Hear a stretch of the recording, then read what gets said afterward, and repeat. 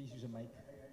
I got your instructions po na the arrest, the order for an arrest will only come if only lalabas siya ng bansa.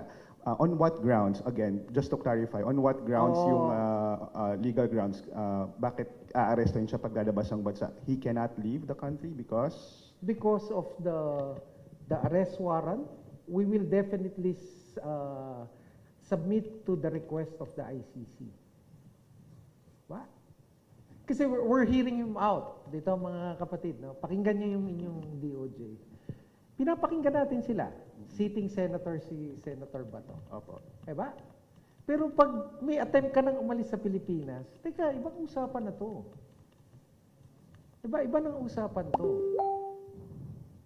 Diba? Nirerespeto natin ang mga karapatan ng isang nakaupong senador. Diba? Halal siya ng maraming Pilipino. Yes, diba? sir. Pero yung pag nag-attempt ka, sa galagitnaan ng gantong sitwasyon, na lilipad ka o pupunta ka, teka, ibang usapan yan.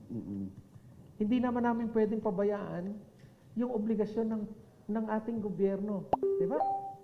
Na mapanagot siya. Kaakibat dito, tandaan natin, we have international commitments. Diba? Tulad ng, diba? 3 weeks ago, I think, nung nasa Prague ako. Yes. Diba? Similarly, ang expectation natin. Diba? Opo, opo. Na tulad yung isang pugante, o isang pinaghahanap ng batas, na tulad ni former Congressman Saldico, diba? Frustrated tayong lahat eh. Diba? Frustrated tayo. May ibang sasalubong nga sa inyo sa airport sa akin, nakala nyo kasama ko na eh. Pero frustrated tayo, pare-pareho tayong frustrated. Pero may prosesong lokal yung mga bansa sa European Union na kailangan din nating igalang.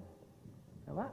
Ganun lang yung ano. So ICC po, yung legal grounds? Yes. Okay. The ICC arrest warrant will be served upon. Thank you.